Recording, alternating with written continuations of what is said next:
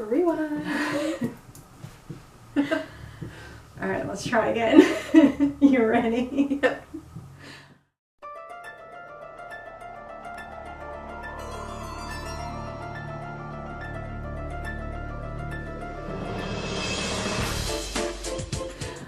Hi everyone, welcome to Deadhouse.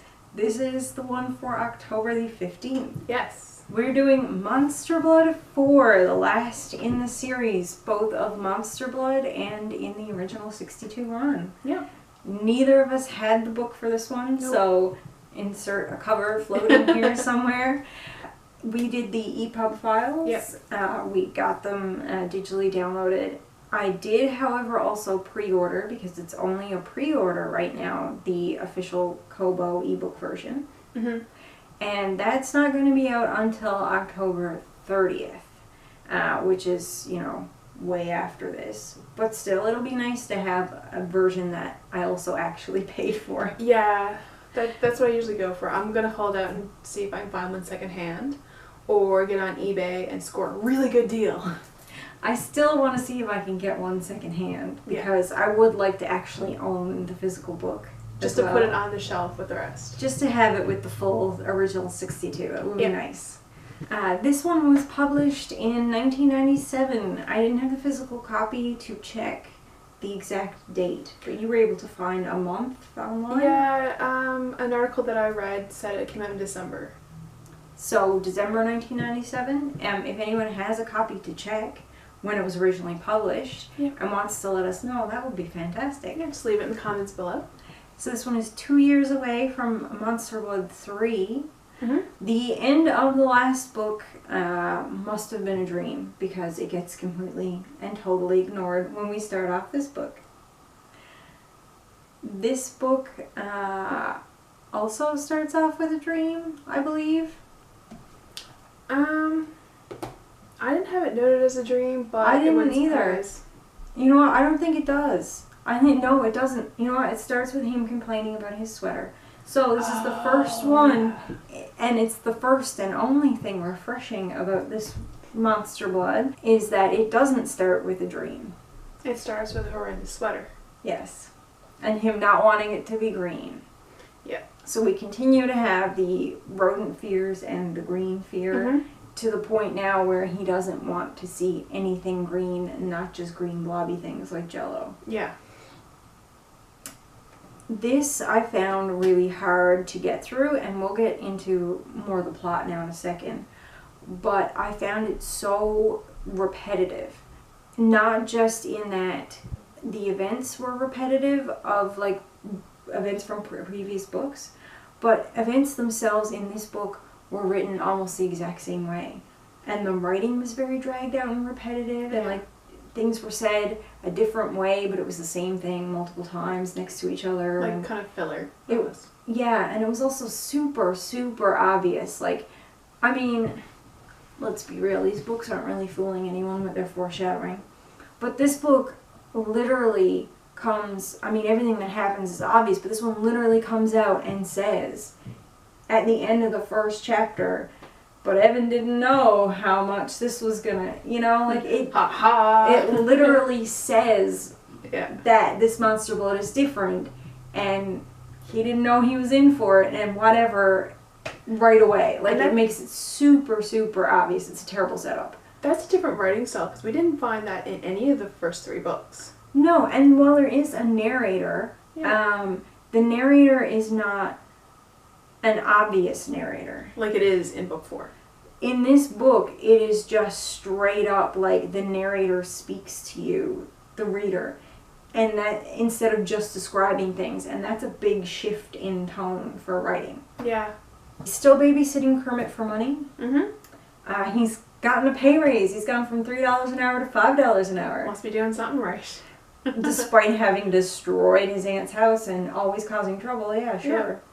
He's continuing to get in trouble with his aunt because Kermit still blames him for everything. So that hasn't changed. Nope. He is still getting bullied by Conan in much the same ways he was bullied by Conan in the last book. Yep. So that's also a little repetitive and annoying. it's again because he's next to his yard. Are you looking at my yard? Are you touching my yard? It's the same thing with the yard thing all over again. Yeah. Except this time, the yard is actually going to play into it.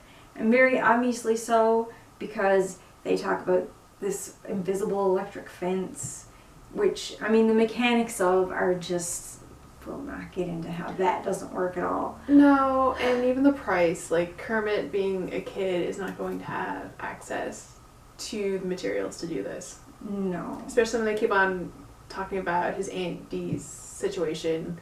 Like, they're not well off. They're not going to be able to afford the technology for Kermit to build a force field around his yard. That's just comical. They introduce that his Aunt Dee loves spicy food, which is why he doesn't want to stay there. So the premise is he's staying there because his parents are going to be gone for about 9 to 10 days, so roughly 2 weeks. It's winter now. That's why he needs the sweater. What I find very strange is that, like, Atlanta gets cold in the winter. Like, really cold, like the way it gets cold here. I mean, maybe not quite cold the way it gets cold here, but, like, it gets chilly and cold and snowy and stuff.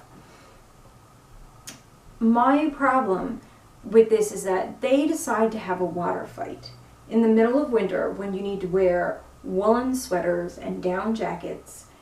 And it's like, why are you having, like, Andy's sensible for not wanting to take part in this. Yes. Kermit's out in a down jacket, and Evan is out in his woolen sweater, squirting water at each other and having their coats soak it up in the cold air. Like, it's just, that's the stupidest thing I've ever heard of. Water gun fights are a summer activity. Yes. And I don't think that activity played well with the season that they were trying to set up. No, not at all. It made 0 sense. It would make more sense if it was like, let's toss a frisbee, let's throw a ball around, let's hit something. I mean, Kermit doesn't like to do outdoor activities much, but he did seem to enjoy wanting to go out to play frisbee, even though he ended up tricking them. Yeah. So, I mean, that would be a plausible, like, carryover from the last book instead of a water gun fight. Yeah, that just, it didn't jive for me. No, it was very dumb.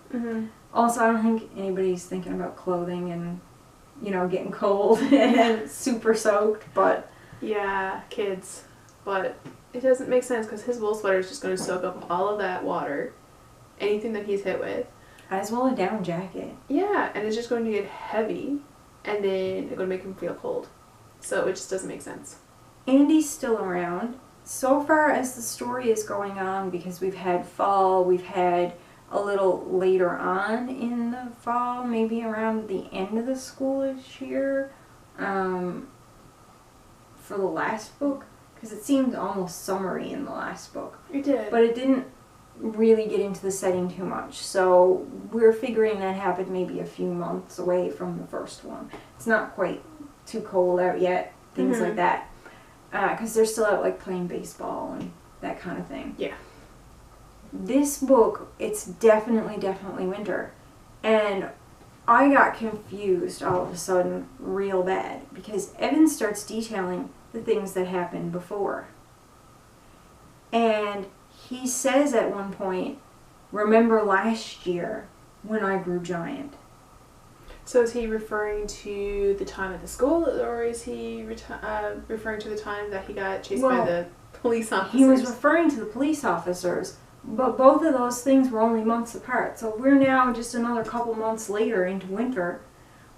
But he's saying last year. Which doesn't follow. Which means it's a year later.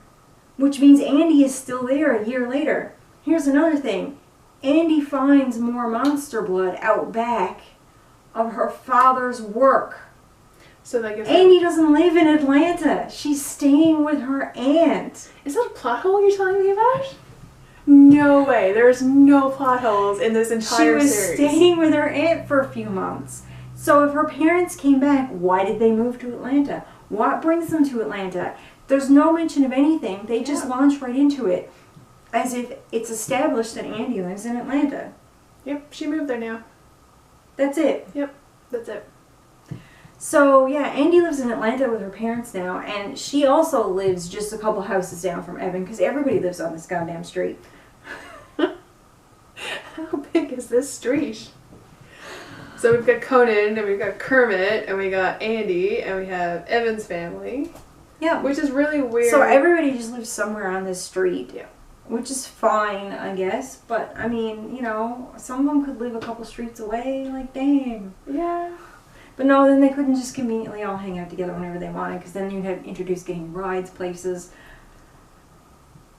I mean, not that this particular story doesn't try to introduce a lot of weird things that don't make sense.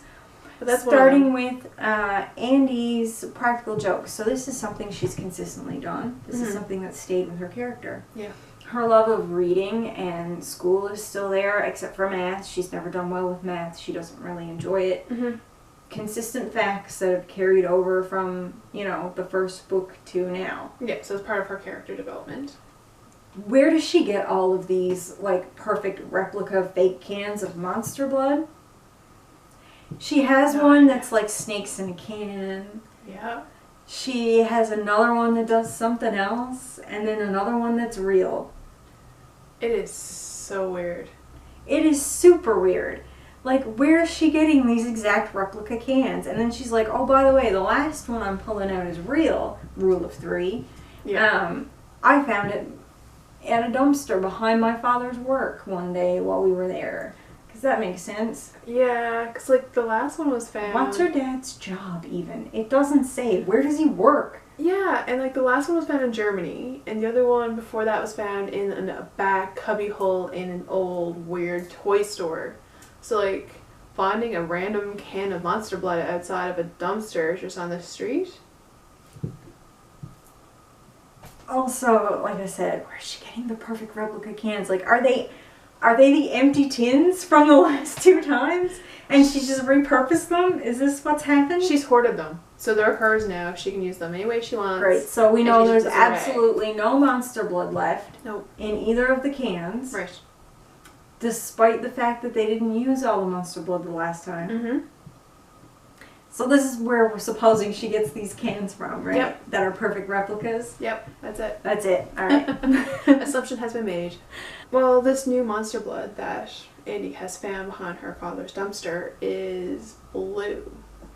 Yeah, so it gets opened in this crazy midnight excursion. Yeah. Which, by the way, I'm going to interrupt slightly No, because go ahead. Conan comes into it. So Conan is constantly coming into it in a way that he doesn't need to. He bullies them and about his yard, and then almost right away they have a second scene that's practically word for word exactly the same as the last Conan bullying scene, and this is what I'm talking about with repetitive writing. It is literally the exact same scene twice. And then almost the same scene starts to happen a third time when they wake up Conan in the middle of the night. Except Kermit has a brilliant idea. Yeah, I don't know if I'd call it brilliant. All Kermit wants to do is start fights. Yeah. But he actually does try to help this time. So he's just upset at being left out of things with Andy and Evan. Yeah. And he's excited to see Monster Blood in person because he's never actually seen it other than when it exploded. And you know him in experiments. Yes. So when Andy tries to show Evan in the middle of the night clandestine meeting in the yard without Kermit around, Kermit notices that Evan is missing and goes outdoors and joins them. They fight over the monster blood. Kermit gets it and opens the can. Why? And then it escapes. The can gets held upside down and it just like plops out on the grass. So the reason this happened is because Conan interferes. Yes. Because he hears them outdoors. Why are all these kids up at this hour? I don't know. But he hears them outdoors and sneaks out of his own house and comes over to meet them. And what Kermit does is tricks them and tells them, oh, it's candy, and pretends to lick it. And that's when he was holding the open can upside down and it plops out the bottom. Yep. And that sets up actually part of the story. So we have this electric fence we've been introduced to that Kermit built as part of his experiment with the mice. Yes. And he lets the mice go. This was earlier in the day. And like it doesn't turn on the fence. This is another repetitive stupid thing I hate. He is constantly forgetting to switch on the power for the fence. And then to switch it off in turn. Yeah. Constantly. It is a big issue. It's something that you do like the first couple times and then get over, but he is always forgetting to turn on the main power switch. Yeah, and if these lab mice were so expensive and he was so upset about losing it, you'd think he'd be sure that it was turned on. Other from that, I enjoy the interactions between the kids themselves. Oh, yeah. That part of it is actually really good. Mm-hmm. Andy and Evan's relationship continues to be really cool. Mm-hmm. I like the way that Kermit is learning to play along with them better now than he used to. And he seems less jerky and like he's grown a little bit from the last book. Yeah. I also like the full story of the Monster Blood itself and how This they one was introduce good. a new change. Yeah, this was good. So we both made a mention of this being a fan of something in particular. Yeah. Our notes on this one is interesting. So this Monster Blood is different, and not just because it's blue. Right. So it gets loose, and Andy picks it up, and it's this adorable little slug creature. Yeah. That's a little bit of foreshadowing for another topic that we're going to lead to with this. Because as that little cute creature... Which seems gentle and adorable, and Yeah. oh, let's name it. Right. It's really attracted to water. Like, really attracted. And as it drinks and consumes the water, It multiplies. it does. But it multiplies in that it actually bursts and splits into two different entities. Yeah, so like water kind of spurts out, or slime spurts out, and then you have double of what was there. Mm-hmm. And a characteristic of it multiplying is that it becomes more aggressive. Yeah, so as they're multiplying, they're noticing it's gaining more and more traits. Yeah. And it's getting meaner Mm-hmm. and harder to control. Mm-hmm. And growing teeth and growling. Yeah. So this is becoming more and more of a problem. So then Kermit is like, oh, I had this crazy plan Mm-hmm. that I actually think is kind of mean. And I find it kind of weird. Evan would go along with it, but not so weird that Kermit would think to do it. Yeah. That because of the way Conan is constantly bullying him, rather than use Monster Blood, he's going to use one of Kermit's potions to solve his problems. So this is something that Evan also keeps coming back to, is using some sort of outside thing to solve his problems instead of him confronting them head on. Yep. Yep. And he agrees to go along with this potion Kermit's cooked up that makes things have hair.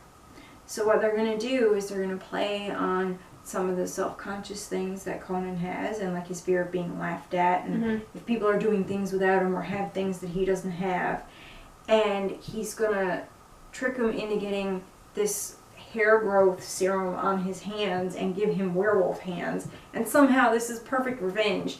I don't know, this is very cockamamie and silly. This is the reintroduction of the hair potion that didn't resolve well in book 3. But apparently he has more, and they're going to use it. So I don't know how that plan was supposed to work out. It's kind of really weird. And it's a total side point. It doesn't make any difference to the plot. It doesn't really change anything. No. It just adds one extra element to an already weird thing. Yeah. And that's it. So as we get into this Monster Blood, it grows giant with water. Yep. They're always all constantly consuming water. Yep.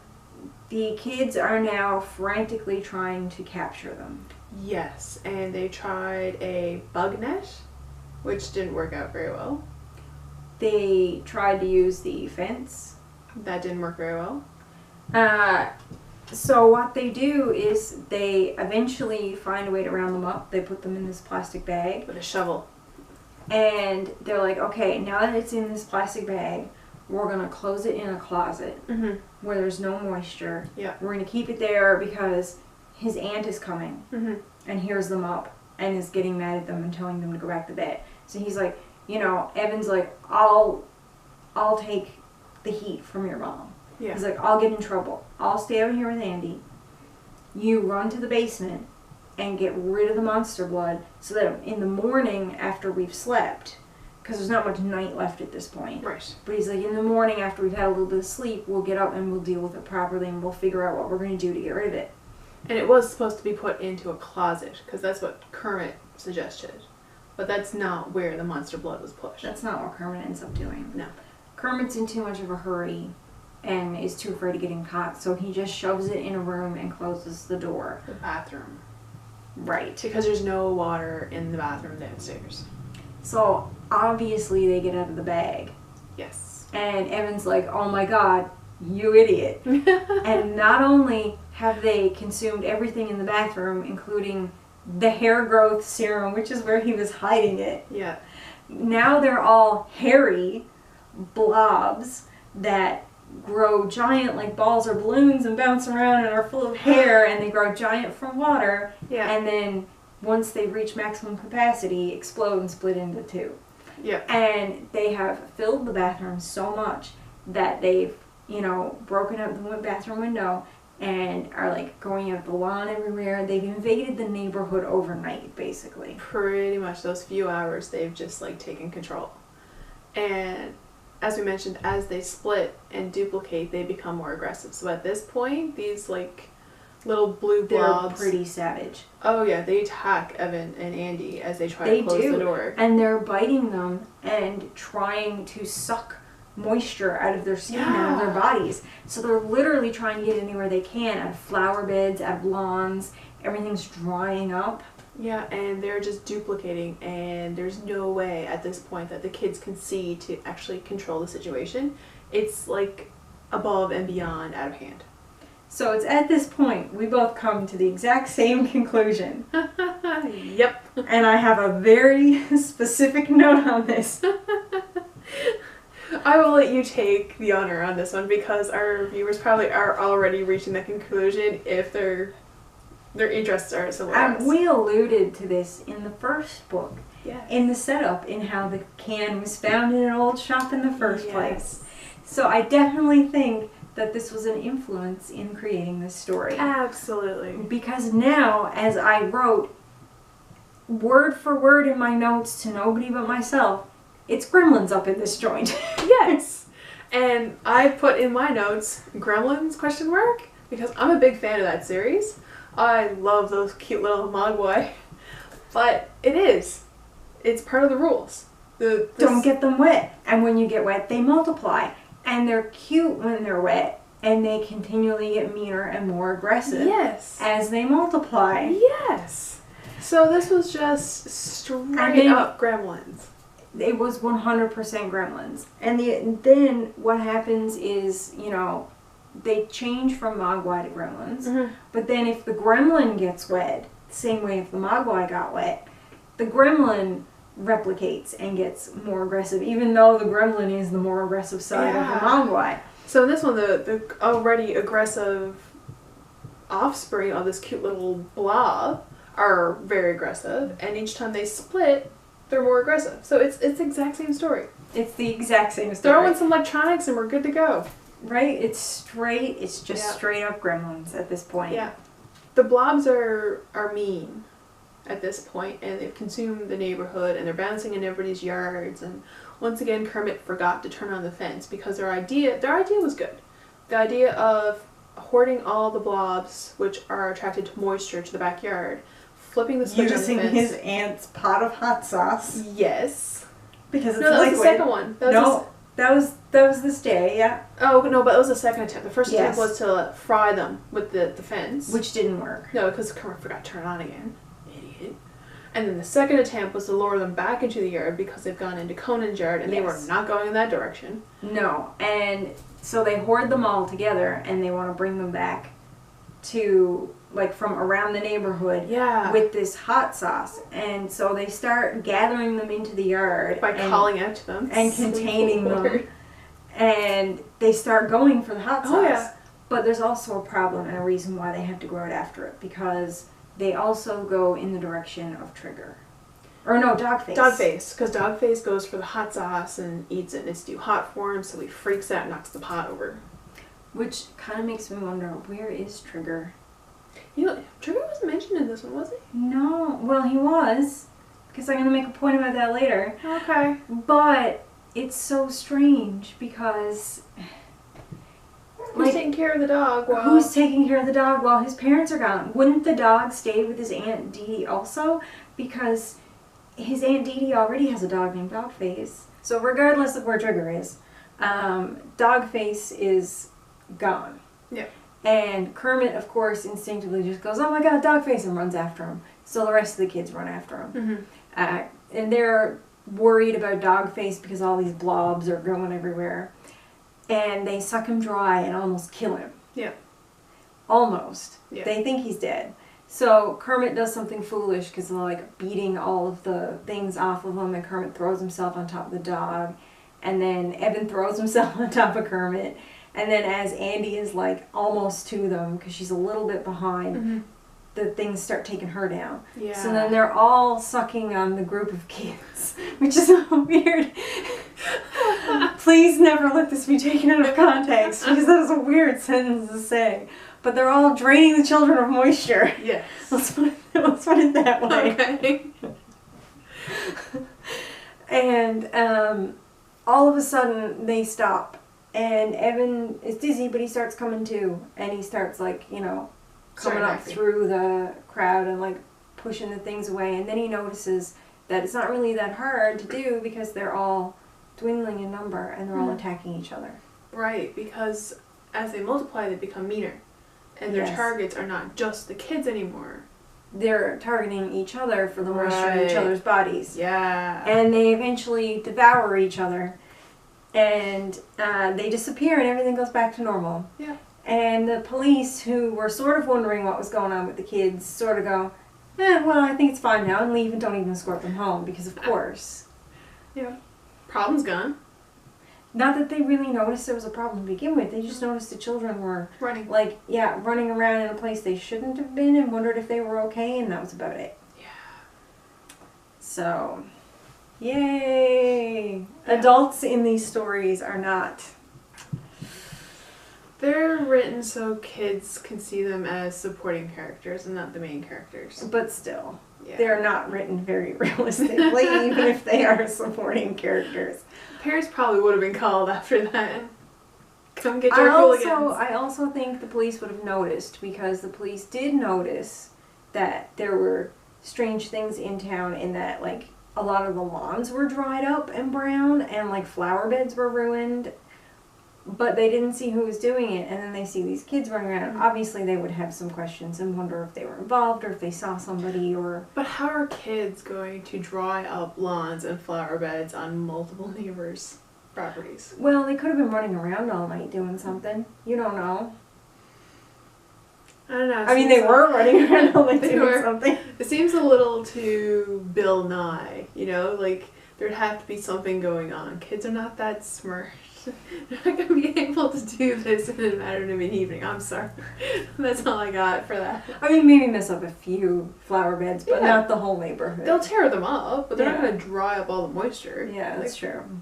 Yeah. That sounds like something you need. Weird large brown patches all over lawns everywhere. Yeah. Yeah, it does sound like a weird phenomenon, doesn't it? It does. Unless you're the police officer in this, then everything's just hunky-dory. Yeah, apparently. Yeah, cool. It's fine. But here was my biggest problem with this, because what they kept trying to do with it, with the hot sauce and the fence and all that stuff, is, one, I like that the hot sauce, because it was spicy, it made the creatures look for even more water, which made them more aggressive instantly. I did kind of like that touch. But what I thought was really stupid, and what I was thinking was from the beginning, the things are made of water, right? Yeah. Why did they never try salt or fire? You know, things that get rid of water? Yeah. Like salt and fire? Why were those things never ever tried? They tried electricity at one point. Which is really smart. Well, it would... Water, I mean, electrical current will pass through water. It would shock them probably, because they were made of water. Kind of like or, but it never really did much of anything to them, as it turned out. No. A weird thing to think of. That's not something that dries anything out that I'm aware of. And apparently when I was taking notes on this, I got really upset about it. Because I wrote, oh my god, dry them out with electricity? What a stupid use for the fence. And then I said, let's not do something obvious like salt or fire. We'll use an electric fence, idiots. That's literally my notes on that. Don't hold back, Randy. Just don't hold back. We'll dry them out with the fence. But spicy food like chili makes people want to drink more. Like to get rid of the spice. To get rid of the heat. Yeah, but the heat But those things are after water anyway. The heat doesn't really dry it out. Yeah, no. Anyway, it's, you know what? We can try to figure out a logical explanation for this. Yeah. Oh, but logical explanations are totally out the window as this book tries to do that. Yeah. Tries, but comes up a little bit short, I think. A lot short. So this is interesting. They go back out into the backyard. Mm-hmm. Kermit's mom comes home. Mm-hmm. Or, well, not comes home. Comes back. Yeah, no, comes home and wonders where all her hot sauce is. Yeah. And just after we have this touching moment with Kermit where he takes responsibility for things and he puts himself in the line of fire and all this kind of stuff, mm-hmm. we think, oh, there's a big change for Kermit. And then he instantly lies again and says, Evan, drink all your hot sauce. But this time it actually worked in Evan's favor because his aunt was touched that he loved her hot sauce so much. I'm not sure if it was in his favor, but he didn't get in trouble for it. No, he didn't get in trouble for it. She loved that he loved her hot sauce that much and instantly made a whole bunch more for him. How nice. So, you know, that's awesome. Mm-hmm. I'm not even sure what to say right now. So the ending. Right. So this, when they're in the backyard, after she goes in to make more hot mm-hmm. sauce, they hear something over by the shed. And they're like nervous. Like they wonder if one of these blobs is still free or something. Right. So they go to investigate and it's... Mad scientists looking for their missing can. Yes. Now, I have multiple problems with this scenario. So, we'll start with the fact that apparently out of nowhere, Andy's father works in a facility where there's also research testing. Yep. Because this scientist has been doing deep sea combat. Right, so Eric Crane is the owner of the blue creatures that went missing. Yeah, and apparently in all of his experiments, these creatures that were supposed to be for military use, undersea to, you know, attack incoming threats, mm-hmm. always got too aggressive and always killed each other. Yeah.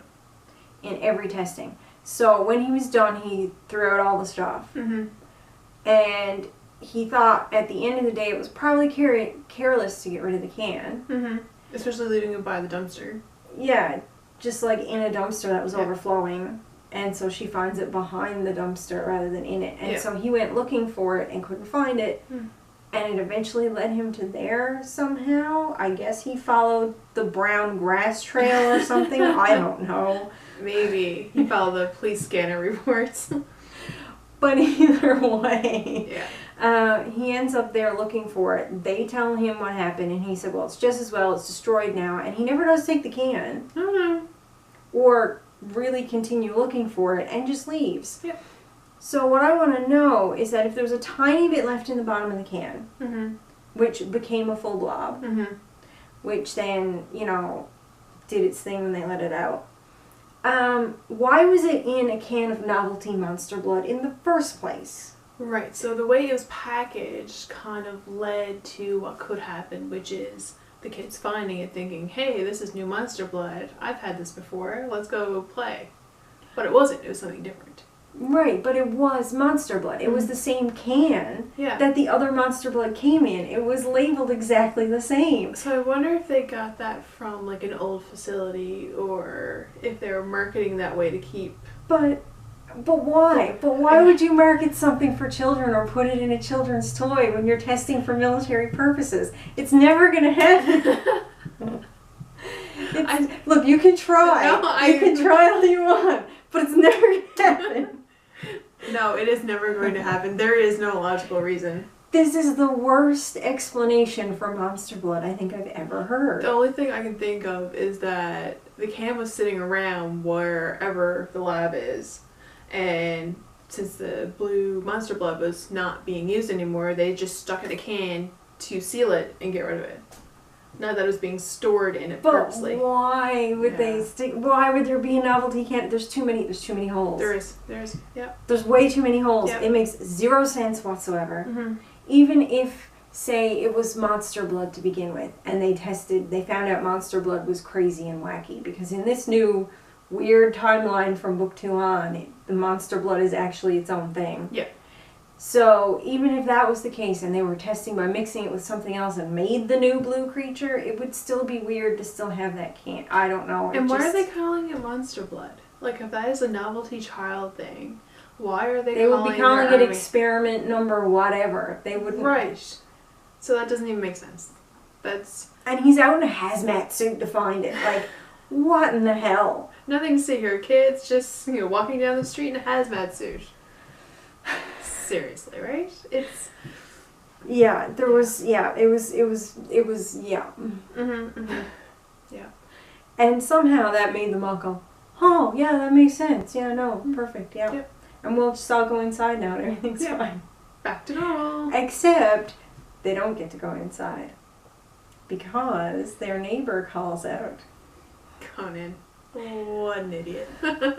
This little bit I actually did like, because it kept with continuity. Because earlier in the book, like much earlier on when they first opened the monster blood, Kermit lied and said, oh, this is candy. Isn't this delicious? Mm-hmm. And that's how it accidentally leaks out, because he doesn't want to lick the actual monster blood, so he holds the can upside down. Yeah.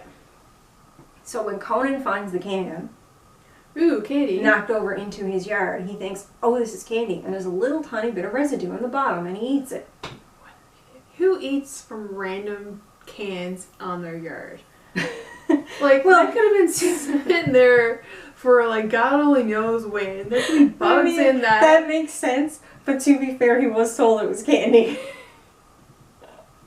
He seems like that kid that if he found a piece of hard candy on the ground that had all kinds of stuff stuck to it, he'd still pick it up and eat it. Yeah, exactly. Yeah. So, he eats this candy, and now there's 4 of him. Sweet mother of Lord. And that's how the book ends. Yeah. And that's the end of the entire Goosebumps series, so we'll never know what happens. Probably nothing, because it was probably a dream. If this were to continue with its usual form. Or Conan will just continue to multiply and get meaner and meaner until he self-destructs and there's no more Conan? Yeah. That could work out. What would he do in the meantime? Yeah, he might need to be contained. Yeah, he's mean enough as is. A little bit. Yeah. So what did you think overall? I'm done with the Monster Blood series. Yeah. The first book was fantastic. I liked the first book. I liked the witch. I liked the cat. I liked the mystery. I honestly really love the first book. The first Monster Blood is now one of my favorite Goosebumps books. Mm-hmm. It was very well set up. It was very clever. It was very much a metaphor. Yeah. This, from 2 on, it just gets ridiculous. Yeah. Like, Dogface. Every time I came across Dogface in the book, my mind just kind of like skipped a beat. Because it's hilarious when you first read it. Yeah. And then as you continue to read it over the course of books, Dogface is a terrible name. It really is. It really is. But also book 4, where they kind of go into like a Gremlins aspect of it. That could be an introductory to like better horror movies, which is good. I condone Gremlins. But I don't think it really sat well with the series because it was so different. Like, it wasn't Monster Blood. It wasn't this green stuff in a can that's a child's toy. It was an experience for warfare that went missing. So I think they were like, maybe, I don't know what else to do. How about we took a different spin on this and then throw it back to Monster Blood instead of saying, this could be a new book. Yeah. This could be something else. And because the Monster Blood series was oddly very popular. there being 4 of them. Yeah. And there weren't that many that had a lot of books like that, other than like the slappy ones. So this was one of the longer running, more popular series.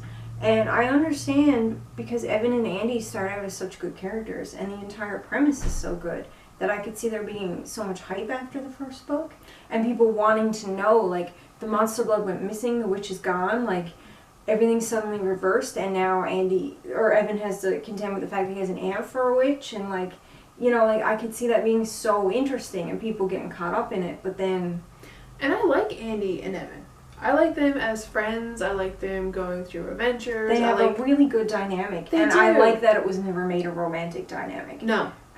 It was really cool to just see, like, them being friends and, like, the way they got along and played off each other. Yeah, and, like, Andy would do things to push Evan outside of his boundaries, like feeding the monster blood to things that she shouldn't, but their personalities, they jive. They were good friends, and I like that, and if they would have been able to take those characters to a different journey through Monster Blood, I think it would have been really good. But the random adventures are just... more, like, character development, Yeah. because it seemed to get lacking in character development and much more repetitive.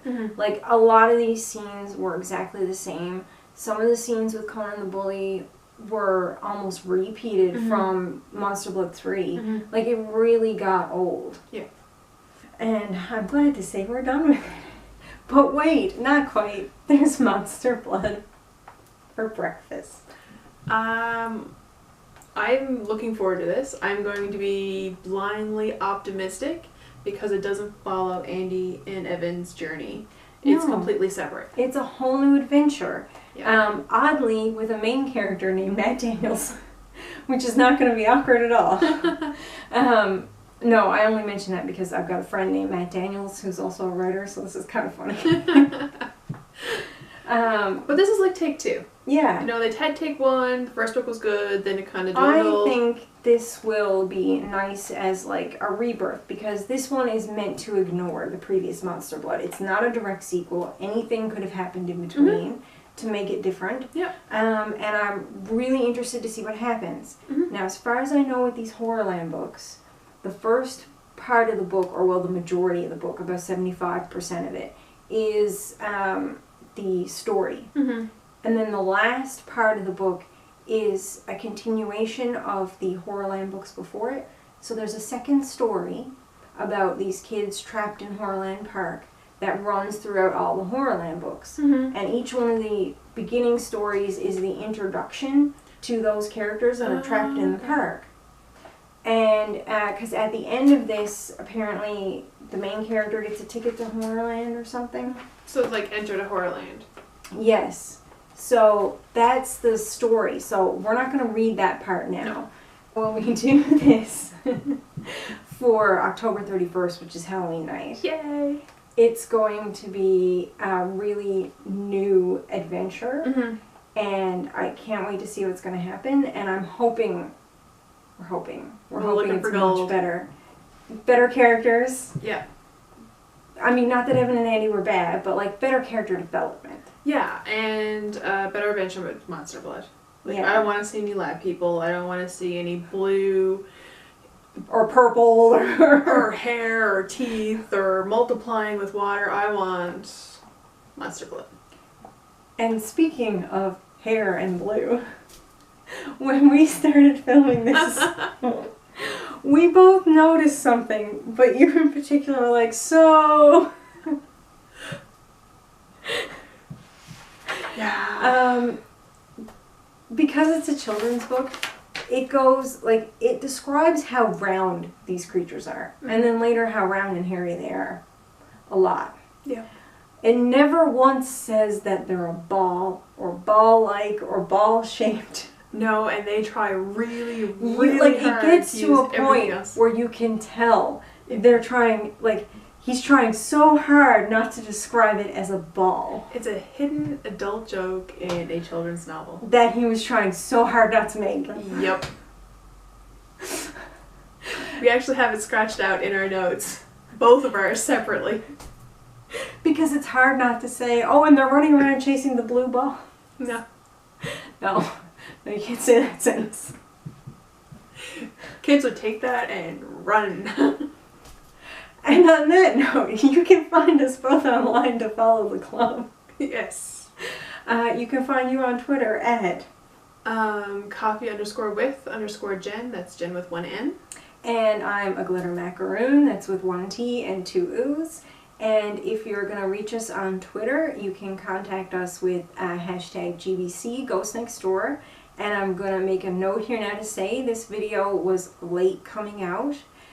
So we did do a live thing, or Jen did a live thing on Twitter with the hashtag GBC Ghost Next Door. So if you haven't seen that and all the questions yet, definitely go click on the hashtag and all the questions and everything from that will show up. So follow those questions, post some answers, or ask us a question yourself, or go on a tangent. If there's anything you want to know or anything you thought of, and what we will do later is, because we have been trying to save viewer response for an episode that we're going to call Questions from the Ghost Next Door. So make sure you do hit up the hashtag GBC Ghost Next Door, and later we'll also answer those questions ourselves and maybe read some of the things you guys say. I'm really excited to hear people go on tangents, kind of like we do when we're doing these videos, just to see where their imaginations take them. There's some slight tangents, especially about like maybe this happened, maybe not. Yeah. Anyway, we look forward to reading those questions and answers that you post with that hashtag. And we'll see you again on Halloween. So until next time, reader beware. You're in for a scare.